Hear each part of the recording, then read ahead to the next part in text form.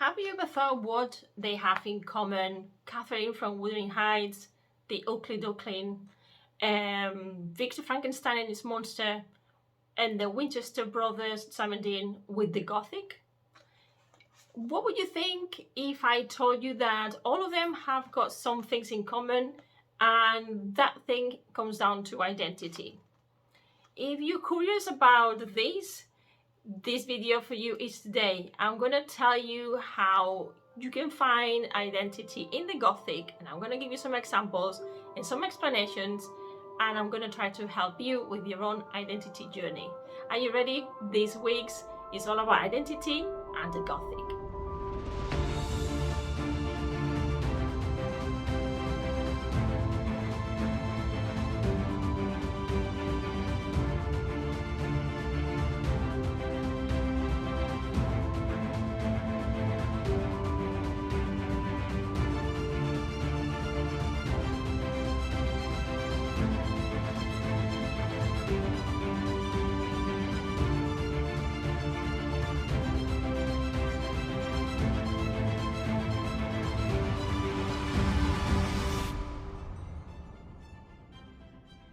Hello Gothic friend, this is Alice and you are in Gothic Land. Welcome to episode 5 of our video podcast, You Are Gothic But You Don't Know It.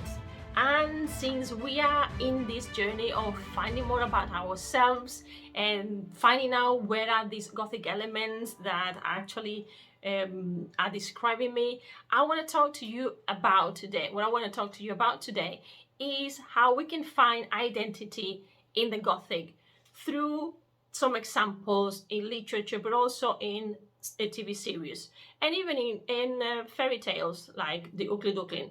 So I'm going to give you some very specific examples for you to know about this and to learn more about these elements. But before we go into today's video, I want to remind you that you have available my Ko-fi page already. I'm uploading new content, I'm doing the live streamings, but now it's more active. So please donate to the project if you want to know more and you want to learn more about the Gothic and how it can actually benefit you. Remember that there are also some downloadables in Gothic Land, gothicalice.com, where you can learn more about Gothic literature from its origins to our times. To our modern times, that is actually free. It's 1 hour session where I tell you all about the basis of the Gothic for you to understand why now I'm talking about identity, for example. So you can do two things: download the free PDF on Introduction to Gothic Literature, and also donate to this program, to this project, so you can also benefit by being a member of more extra content. And as I was saying today, I want to tell you all about identity, what it is, and I'm going to give you some examples through 3 or 4 literary TV examples and folklore. When Catherine said to Nellie, "Nellie, I'm Heathcliff," she was doing more than just saying, "I'm part of him, you cannot separate me." She was criticizing society with this phrase. She was doing a lot of things. And part of that, it was her identity. She was putting across her identity. She was saying to Nellie, "This is me, and I've been divided, I've been separated. So society divides me, separates me from myself." So there's a split here that we're going to talk about in a minute. This reminds us of the androgynous myth, the Greek androgynous myth, where men and women were one. And as a punishment, the Zeus split them in two, and since then they've been cursed to roam the world, finding each other. So that's why we're always looking, like we say the phrase, looking for your other half, and it comes from here, from this myth, Greek myth. And the truth is that part of that probably would need another video entirely, because it would mean that we need to talk about your other half. Why do we need to find this other person that complements us, which will be more in the romantic space? By the way, today is Valentine's Day when I'm recording this, so happy Valentine's Day. No, because you're not going to see it on the day, but happy Valentine's week. I hope you've had a lovely week, but a Valentine's is every day. You know, you have to love your family, your friends, and your spouses every day. Anyway, little break. So when, as I said, this moment when Nelly was, with Catherine was stating this, she was criticizing and she was voicing how she felt. This is something that we can find in one of the researches from at the end of the year by Elena Cuetos Cruz, that she calls, that is called Metaphysical and Earthy Love in Bronte's Wuthering Heights. And she says there, the love for Heathcliff is a metaphysical love that hasn't got anything to do with the outside rules, norms, or social values. It's a superior love that transcends everything. So why then do we have to keep looking for identity? Why are we always like missing this part and always searching? Even, you know, we're always in search of identity, of who we are, of learning more. Why is it that we have this necessity? If we go into the basics and we start with the translations of what identity is, you find that very interestingly, that Collins Online tells us that they give us multiple entries, which is mind-blowing. You type identity and you just don't get identity like you will in Merriam-Webster website, that yes, you have a definition, well, you have two. But in Collins dictionary, you have new identity, all identity, own identity, self-identity, common identity, social identity. We have nowadays so many descriptions and definitions for identity. That is amazing. And why is that? It's because all those make us who we are. And this multiplicity of voices, points of view, is what we constantly find when we read literature or we're watching a program, a TV program, or a series or a film that we like. We are constantly facing these identity issues. Is it what makes me be me? The way I see myself, or the way others see me and therefore they describe me, which is something that the Gothic does very well. So if we look into Merriam-Webster's dictionary online, you'll find that it talks about the qualities, beliefs, etc. that make a particular person or group different from others. Okay, so now we have this binomial thing that we tend to have when we talk about the other in the Gothic, and you have seen this in many of my videos. We cannot escape talking about the other. Every time we have me, I have another. If I have inside, I have outside. If I have good, I have evil. We have this dichotomy and this binomial relationship that has to exist. Sometimes we cannot describe ourselves if we don't have a reference, and this reference is the other. So you have to agree with me then that we have these external elements and internal elements that define who we are. And we could say that, and then we're going to find some grace here. As internal elements, we have our likes, tastes. Maybe genetically we are determined to have a certain inclinations for certain things. So all those will go there. But also over time, we acquire habits and we acquire things that we like either doing, or even food that we like eating and things that we like wearing, because whatever is outside has made us that way as well. So there's a point there where the outside has influenced who we are inside. And those gray areas is where we're going to find the Gothic, is where we're going to find these evergreen conversations about what's good, what's evil. And that is exactly the place where, following Swiss psychiatrist Carl Jung's theory on the shadow self, we're going to find that we are in constant fight. What is how we see ourselves in comparison with how the others think that we should behave and we should see ourselves. And he talks about this balance. So this is exactly what we find and what we actually discuss when we discuss in literature, or we discuss in the characters in a series or in a film. This is precisely what we talk about. We talk about these gray areas. We talk about, well, yeah, but this is okay. No, this is not okay. And then we might not even agree with our friends when we're trying to say, well, this is like this because of that. But then think about what he or she did before. That's not right. And sometimes we forget because we bring into our interpretation of what we're talking about, we bring our own experiences, and we bring our own ideas on identity and our relationship with others. And then is when we can actually have some kind of disagreements with the people we're talking to. So at this moment, we have that it's very important to see when we're analyzing something, at what is the historical moment that this action or this story takes place, what are the ideologies of the moment, and the cultural aspects. This is something I always think about, and these are actually the aspects that you have to question, and you have to bring your critical thinking in, because it's all about asking, what is it, how is it, who is it, why, how are we going to get there? And all these questions of the critical thinking are going to help us have a more rounded opinion about this identity, or the identity of a character. And by doing that, we're going to see ourselves in that, because there's going to be a moment of empathy with the characters that we're analyzing, and we're going to be able to either separate ourselves more or less depending on how close we feel that that character in that story relates to us, and it's like we are as well. So in this book that I acquired recently, it's in Spanish, but I'm going to translate it for you a little bit. It's called Encuentro con la Sombra, is Meeting the Shadow, which is actually the power. I mean, I bought it in Spanish because I use this topic also in the Spanish video. You always think that I do these videos in English and in Spanish. And it's about the power of the dark side of human nature.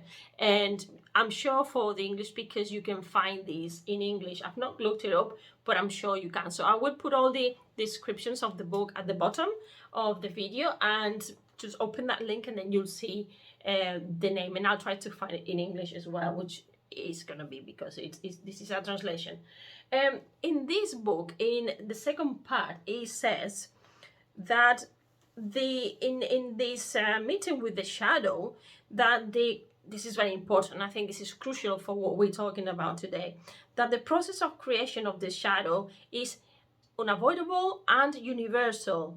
It makes us be who we are, and it pushes us to work with the shadow to be able to become who we are, and in reality, who we are. So this is very, very crucial. This is very important in all these books and all of these characters that we're talking about today. But then when you think about it, you can apply these to whatever character you are at the moment following, either on TV or in the books that you're reading at the moment. So, for example, this reminds me of, or a very good example of what I'm trying to say with this phrase, is, if you think, for those who've seen Supernatural, that there are moments where the two brothers, they get abducted, or they get a demon inside, or they get transformed somehow. So the character that we know becomes a different character, which is very interesting, because at the moment, for example, when Sam loses his soul, spoiler alert for those who haven't seen the series yet, when Sam loses his soul, he doesn't have those feelings. He loses that human side of him, where he stops caring. He's still a fighter, he's still a hunter, but he loses the human side up to such an extreme, to a point that when his brother gets bitten by a vampire, he doesn't protect him. He kind of likes, and he's kind of expecting to see what's going to happen from that. And obviously there's something saying I should behave differently because that's what they've told me. But he doesn't have the regulator that we normally have, because his soul is in a cage and is being repressed. So at this moment, what we get is that the real, or the darkest part, this shadow, has been freed. There's no other filter. We need both. We need the control, and we need the shadow to be balanced. But what happens is that we can then explore how what it looks like, this dark side of Sam, what does it really look like when he loses his soul? The same happens with Dean. When Dean gets the cane mark on his arm, he actually becomes a very powerful evil entity. He's careless, he's brutal. So his characteristics as a hunter increase and they get enhanced. So that's how the shadow works when doesn't have the filter of the control of what is good and what is evil. And even though he or this new side will know at some point the repressed self, the caring side is the other way around now. So we're repressing too much now the good side and the social rules. Then what we see there is that this repressed side is also trying to get out. The same as when we're trying to repress all the dark things or all the things that other people say from us that are dark, and we're trying to repress them, and then what we get is a lot of psychological problems.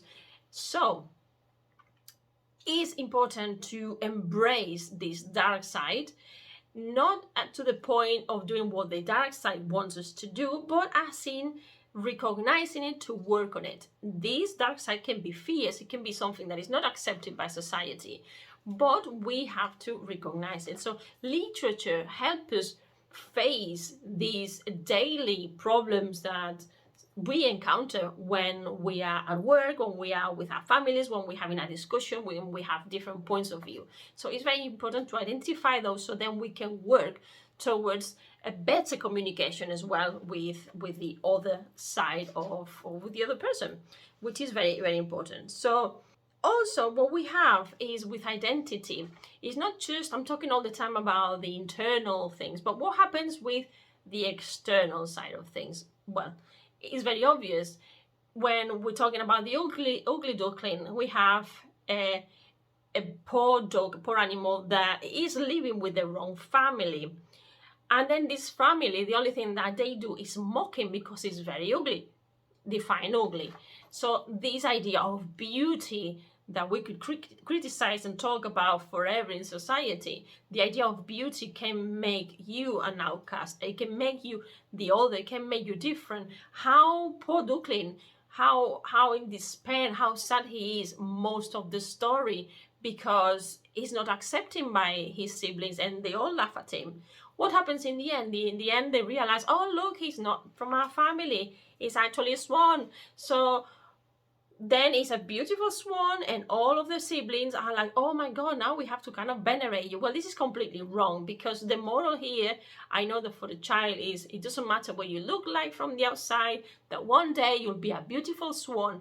Well, you have to make sure that your personality compensates for your outside because society doesn't always accept that we are all different, and then maybe for one person is ugly, for another one is beautiful. So this is a very hard story for kids. So a little insight, a little bracket right now, if you want. There's a lot of Gothic in folklore, and this is something I will tell you all about, and there are books for this, and folklore and storytelling for kids is just very, very dark and very scary. And I'm not going to tell you about my relationship with Bambi.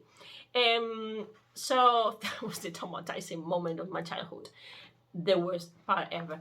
So what we have here is a message, okay, that we shouldn't be judging by the appearances, but also, can you imagine this duckling, this swan, what's happened to him or to her? I don't know if it's a boy or girl.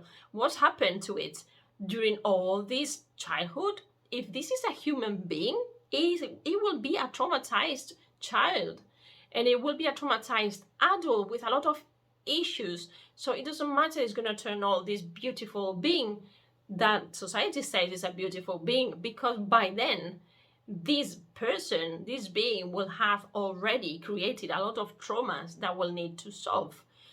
So folklore sometimes, or fairy tales in this case, don't always give us the solutions to these problems. They say, okay, don't worry if you have problems, you are different because one day you'll shine. Okay, have comfort there, but this is something to talk about another day.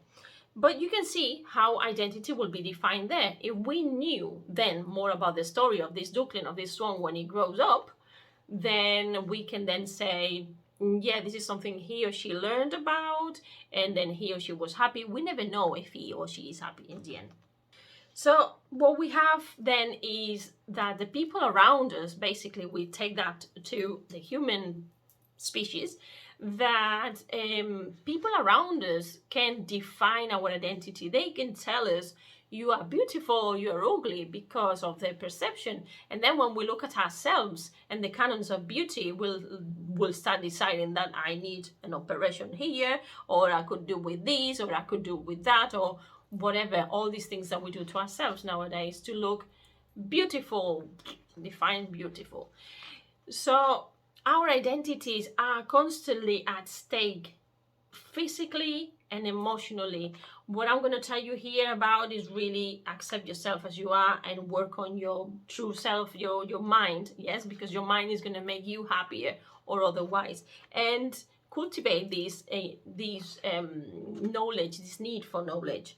So if we go now to Dr. Victor Frankenstein and its creature, we have here something very interesting, because on the one hand, Victor Frankenstein is a very young, moldable person when he starts having these ideas or these needs and these questions regarding nature, regarding how nature works and how life is created. Then we have that his mother dies, and then he's there in a society, in a Victorian society. The dad is very strict and he disappears from his life. So he's a child, a teenager, imagine a teenager with a lot of not very sociable, apart from his group of family and close friends. Outside that, when he goes to university, he doesn't have many friends, and he says that he doesn't find himself comfortable. We have some identity issues already. And then he goes and he creates a monster or a creature that will also have its own baggage, because Victor Frankenstein just creates this creature, and when he realizes what he's done, he goes, oh my God, I don't want to know, like a big kid goes and hides. And then this creature also will have its issues because it's lost, it doesn't have identity. Who am I? I'm made of multiple pieces, but who am I really? Where's my father? Where's my creator? Why is he going away from me? If my creator cannot accept me, how is the world going to accept me? Can you see how much is at stake? And this could be the story of anybody, right? You can think of anybody, maybe yourself, you have a similar story. The mechanisms that we can find there, the tools we can find there are multiple, but it's definitely telling us about our identities and about where it hurts and where we need to be working on. So these, we can't forget either that Victor Frankenstein was also influenced. It's very important how we are influenced from outside by certain books. He was reading Paracelsus, Paracelsus. He was reading Albertus Magnus and Heinrich Cornelius Agrippa. So for those who don't know, Paracelsus was a Swiss physician, an alchemist, theologist, and philosophist of the German Renaissance. I can't say it. And Albertus Magnus was also known as Saint Albert, or Albert the Great from Cologne, and he was a friar, a philosopher, and a bishop. Then Heinrich Cornelius Agrippa was a physician and a soldier, theologist, and a writer of the occultist. He was also a scholar. So, as we can see, the family aspects influenced his identity, Victor's identity. His knowledge, where he got his knowledge, also influenced him. When he went to university and he saw the other side, like maths and science, more the science, that influenced him, and all that pushed him into creating what he did. In fact, what we can say here is that he saw, what we have with the creature is a projection of himself. And in this multiplicity of beings and parts that the creature is made of, we can see also the multiple identities that Victor Frankenstein has been going through as a child, as a teenager, as a brother, as a learner, as an orphan, as a son. So all these aspects that this is actually what makes a person up. All these elements make us up. We're all made up of multiple identities, and finally we get what people see or what we think, and which is a different thing. What people see and what we feel we are, and how we see ourselves is a completely different story. But basically, what we have is that the creature pays somehow Victor's frustrations, and this is what we can read from this other book.